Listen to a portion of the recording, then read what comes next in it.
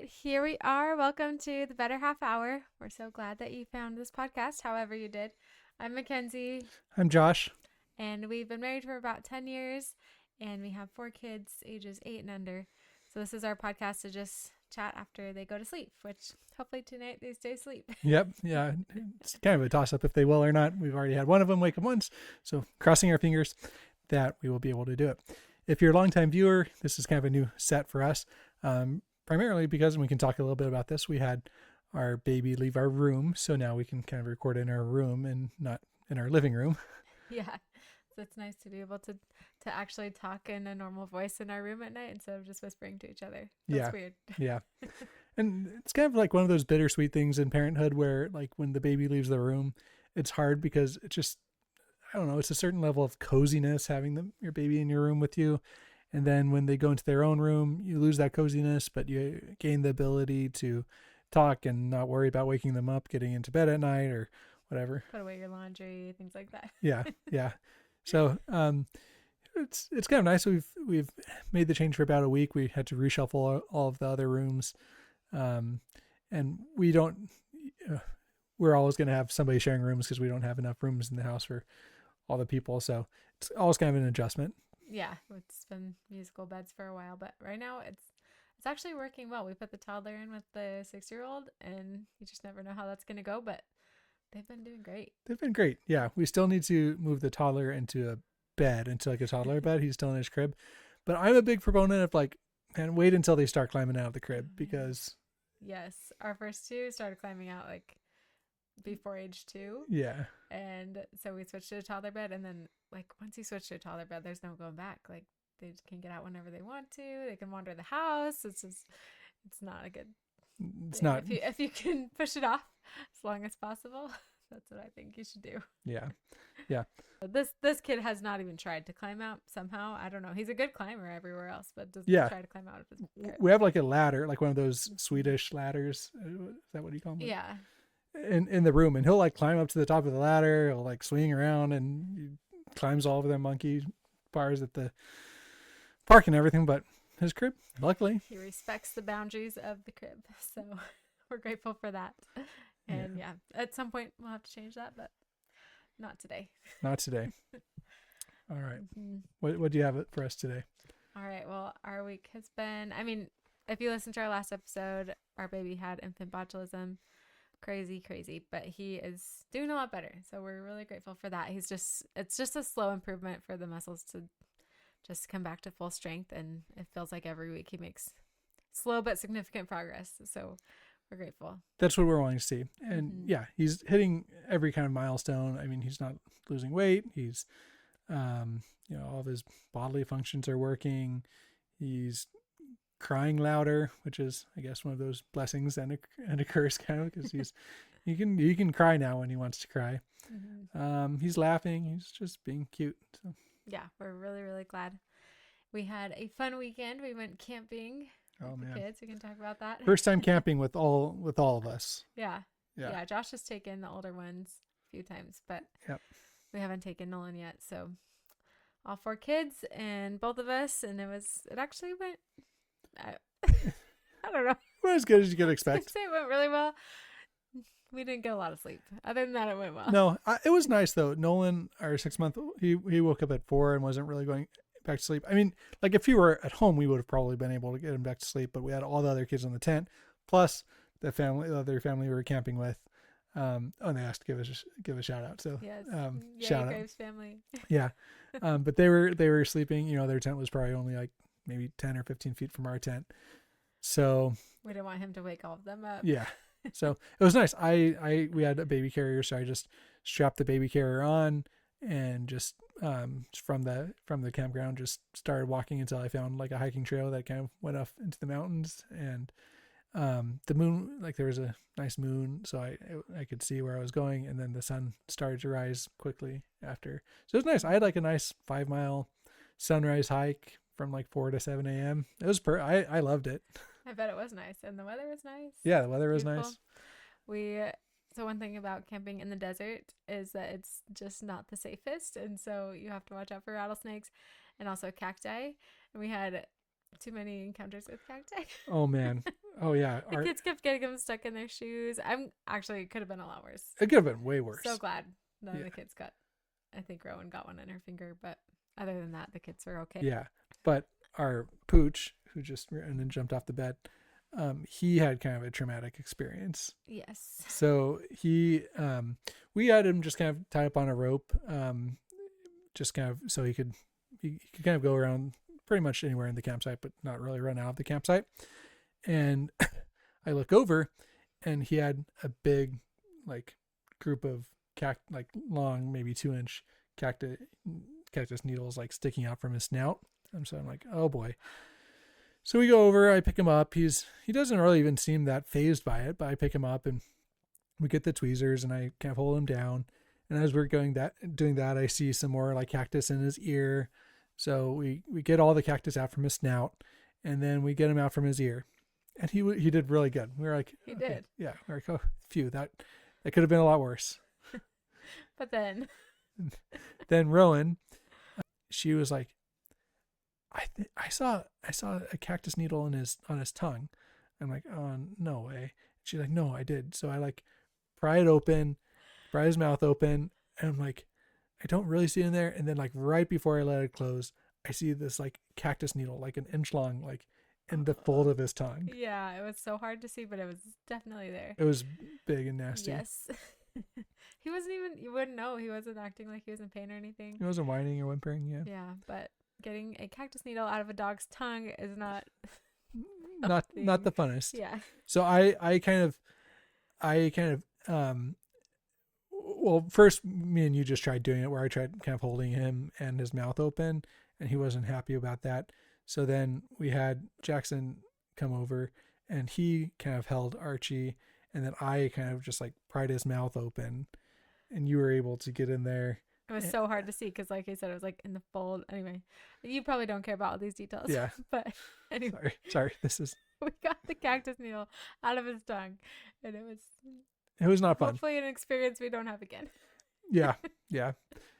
But anyway, he was fine after. He just kind of like went on with his day. Yes. So. Yeah. We made it through. And then we got to go to the Salt River. There's a place called Pebble Beach, and you can just go hang out. And it was just, nice weather, good time.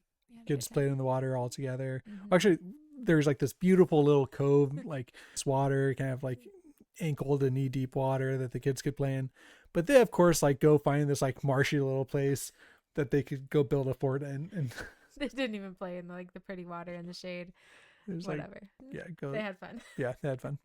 We got to enjoy the pretty water in the shade. Yes. Yeah. All right. Well, I got into something else fun this week. For Christmas, it was a present for you and for our 8-year-old Liam. Yeah. They got a 3D printer, which like they've wanted forever. I knew it would be a good gift for them, but I was not like you were skeptical. Super excited about it.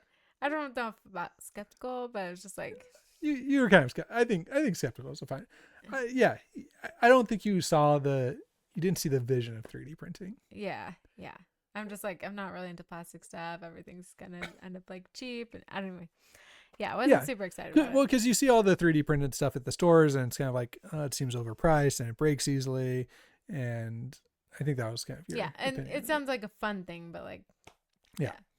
So we have like a very, very intro 3D. We have the A1 Mini from Bamboo Labs. And so you can't print like a ton of stuff on it. It's pretty small, but Bamboo Labs I think they're kind of like the Apple of 3D printers, where like they're not the best specs type thing, but they make it really easy to get into. They're kind of just like you set it up. Man, setting it up on Christmas Eve was scary, let me tell you, because I had no idea what I was doing. And I'm like, this was the big Christmas thing for like our family, kind of. And I'm like, oh my gosh, if this doesn't, like, if anything's broken, it's just going to be such a disappointment. So maybe I'll tell that story later. But we got all set up and working and just kind of like plug and play, and it works great. Like we hardly any maintenance on it. All the prints work out pretty well. Like, yeah, I expected it to give us more issues. But yeah, it doesn't. The other really cool thing that Bamboo does is they have like a whole kind of apps, or they have a whole app full of prints that you can access, most of which are free. And when creators of the prints like when they get downloaded and used a lot, then they get like credit. Have I told you this before? No, I was wondering how Yeah. that works. Yeah. So they get like Bamboo Labs will like give them store credit Okay. for like their prints. So it's done a really good job of like motivating people to like post prints, which gets them credit, which they can upgrade their printer or buy filament. That's why I was wondering So- what's the motivation for all so these they- free designs. So they're motivated to post the design, Mhm. and then people are motivated to go buy their printers. You can use Bamboo prints anywhere, but like, you know, when you do the app, it's just kind of like sends it straight to the printer. You would have to like download the STL file and then like Gotcha. plug it in. Well, that's the part that I was unaware of. I thought he was just finding these designs like at random places on the internet and then like have to make them work with their printer. Anyway, I didn't really understand how that worked until this week. He's like, "Oh, this is the app you can download on your phone," and then you To can be fair, I showed you print this. whatever you want. No, I asked you about it. I don't remember you showing me. Anyway, Okay. maybe you did, and I wasn't paying attention. I think I showed it to you, but you thought it was just like some random site. Maybe that was it. Yeah. I don't know, but I'm sorry. Maybe it was my bad. But anyway, this week, I downloaded the app, and now I'm just really into all the things you can make. Yeah. Yeah. Just things I never thought of making. That I'm like, wow, people are so creative. Yeah. Like we printed a cup holder for our son's bike. Yeah, like we need a cup holder on our stroller, so we gotta do one of those. Mm-hmm. We have the magnet tiles that have the like ball track, and I get way too into them, honestly. You do. You love it. Yes, our 2-year-old wants to build ball tracks every day, and I gotta go in speed mode because he destroys them, and so I've gotten pretty good at it, and it's pretty fun. But people design little parts. Shout out to this one person. I think it's like Yeah. the same person. Yeah, there's a couple people, but But one like of this them- guy, these files only have like less than 10 downloads. I And he's know. like created all sorts of cool, like this guy. and they work. We didn't know Yeah. if they'd work, but they actually fit in the ball track pieces, and so you can like have crisscrosses and loops and like all this fun stuff. Yeah. And all the pieces that broke, we can replace with the 3D printer without buying a whole new set of magnet tiles. Right. So that's pretty cool. Yeah.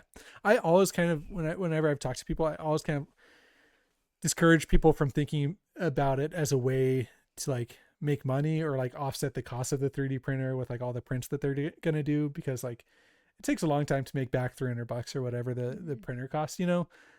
And we didn't buy it with that in So mind, I you know? kind of discourage, Yeah. but then when you do have it, it's like you find a lot of ways to use it that are really fun. And mostly the reason I got it is because I just want the kids to really be able to like be able to access that like in a creative way. So if they say, I want to create something, then they can feel confident that they can do it. Yeah, it's been fun for them. And yeah, there's a lot of like home decor and stuff that turns out pretty cute. It doesn't even really look 3D printed. So Yeah. I mean, if you pick it up and look like yeah, there's like a whole culture of people that will like sand down the print lines and then like, yeah, I'm not so- gonna be doing well, that. you might eventually get there, but like, we're not to that point yet. Yeah. We're like to the point of like, oh, you know, like if you print it up and looked at it, if you picked it up and looked at it, you could probably see that's 3D printed, Mhm. but you know, Anyway, I'm excited. Every time we get on the app, it's kind of addicting to see the things that people come up with. yeah. So, send us in the comments your best suggestions for 3D prints, and we'll try and print them. Mm-hmm. And that's the other thing that's fun is the penalty for failure on like most of these prints is like not very high. Like it's like maybe max a couple dollars of filament and like Yeah, couple so hours if of it doesn't time. work out, it's not that big of a deal. yeah, at least on our printer, because we're not doing these huge projects. We're just Yeah. doing like small prints, you know, the Mhm. longest takes maybe 10 hours or whatever. Mhm. But yeah, we printed like party favors for our daughter and like Valentine's Day gifts for Yeah, that our was son. fun. Yeah. Taryn, our 2-year-old, also learned that we could print like train tracks and Oh, yeah. airplanes and trains, and so he's gotten a little too into it because he keeps asking me to print more toys for him. Yeah, you found That's these fun. like cool glider planes that he'll like pick up and Yeah. and throw, and they break easily, but they're fun. Yeah, Yeah. All right. it's been fun learning how to do that. We also finished a really fun show. If you've seen Jury Duty, you should Mhm. watch it. And yeah, if you haven't seen it, you should watch it. should watch it. If you have seen it, you should watch the second season. It's not quite like kid appropriate, especially yeah, both neither of them are like kid appropriate. Like No. you might want to watch them before you watch them with like even teenage. I think that they're like TV 14 or whatever. So Yeah, the Okay. jokes can be the jokes not are clean. yeah. But it is so funny, very uplifting. Just gives you, it kind of reinvigorates your faith in humanity. Yeah. Both seasons. So the first season, for those completely unaware, is this person gets called into jury duty, and what he doesn't know is everyone else is an actor. He's the only like non-actor there, and they just kind of, I wouldn't say prank him, but they set up these like elaborate, insane situations Yeah. for him to try and figure out. Just kind of see how he'll react to these people acting kind of crazy. Yeah. So I don't want to spoil things for you, but it's just like a very uplifting show, and the jokes are really, really funny. It's just great. Yeah. They pick the best, like, I don't know, hero they call them heroes at the end. Yeah. Yeah, the one that's not the actor. Or the one that is, the one that's like that. Yeah.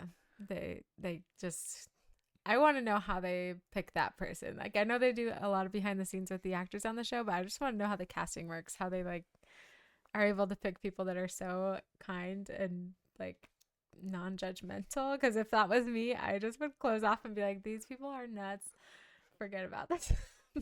but these guys are just like, well, the thing is, in each of the seasons they put them in some sort of a leadership role, yeah, where they kind of force them to not close off, you know what I mean? That's true. And so the second season, it's the same idea, where they have to go to, like, they get hired as like a temp to assist with like a company retreat, and so they go off to this like company retreat with a group of like 10 people from this like fictitious company. It's just so funny. It's so funny. Everyone should watch it. Not with your kids, but you should watch it. Here's my pitch. If this goes viral and people see this, I want them to make one with the non-actor being a producer on like on a dating show.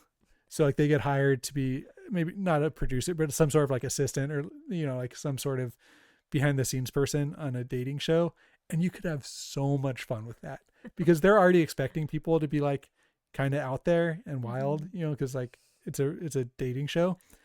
But like you could just like turn things up to like 11, and just have so much fun with it.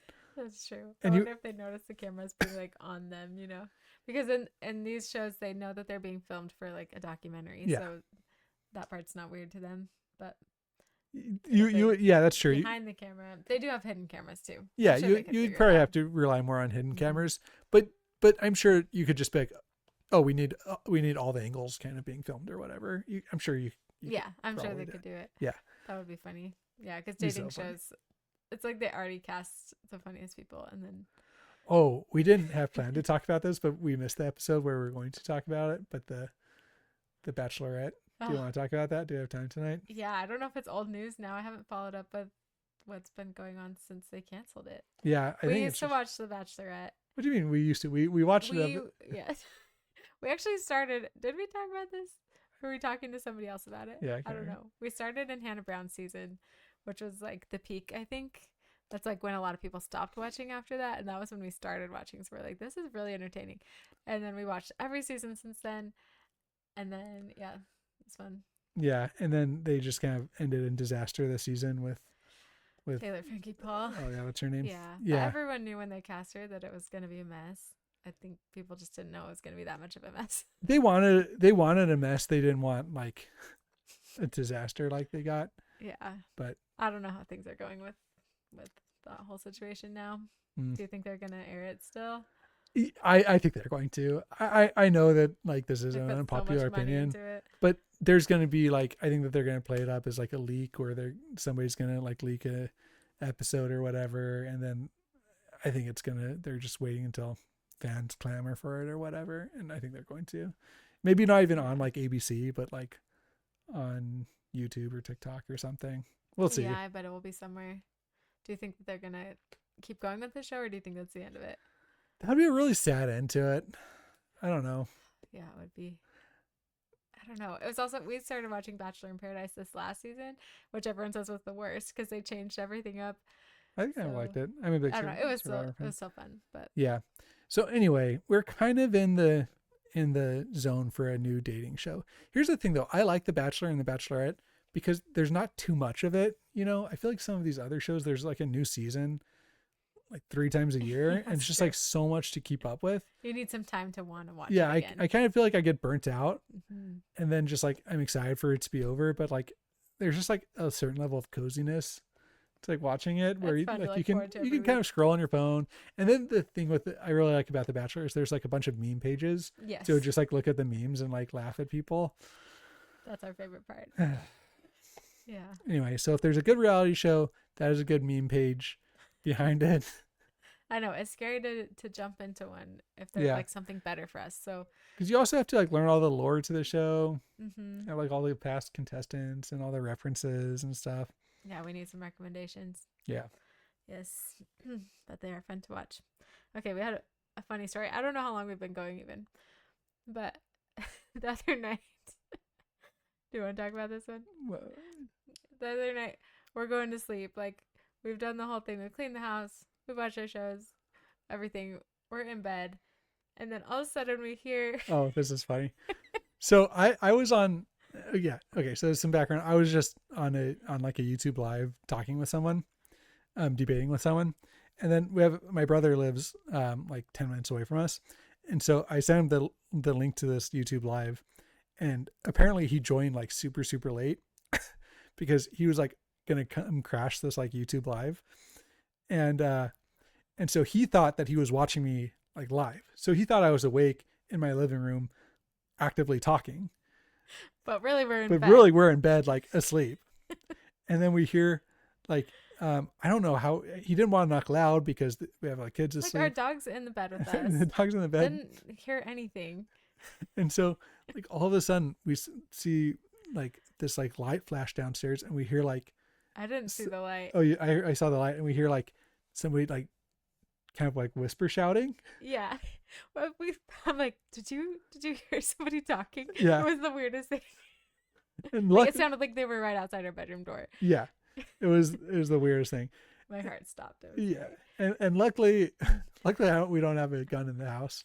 Yeah, seriously. Because, so anyway, now I know what I would do if I think that there's like an intruder in the house. I just kind of went down and I do kind of want to keep like a bat by the bed now. I'm a little ashamed because I just hid under the covers and that's what I would do apparently. I'm glad you were home to take care of it. Honestly, that's what I would want you to do if I was home. Okay. You were brave. You got up to go deal with the situation. I will say Archie was in front of me. Okay. I don't know. Archie is like, he barks at people all day that walk by our house, and somehow he did not hear Scott coming in. Anyway, it was funny. We played ping pong for like an hour after. I was like, yeah, well, now that you're here. Took me a while for my like heart rate to come down and go back to sleep. I know. That's the thing. He's like, oh, you can go back to sleep. I'm like, dude, I'm awake, man. I'm gonna be awake for the next like hour and a half either way. So yeah, everything was fine. that was funny. It was funny though.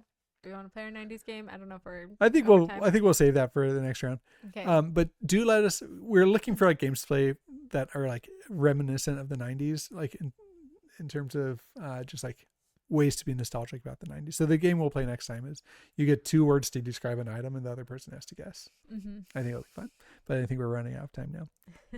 But thank you for listening. Subscribe, please. That would help us a lot. And comment, leave reviews, whatever you want to do to engage with us. Share your dating show recommendations or other show recommendations. Mm-hmm. That'd be great. And we're just glad that you're here. Yep. Yeah. Glad that we can have a positive episode after the last downer. So yes. all right. Have a great week. Thanks.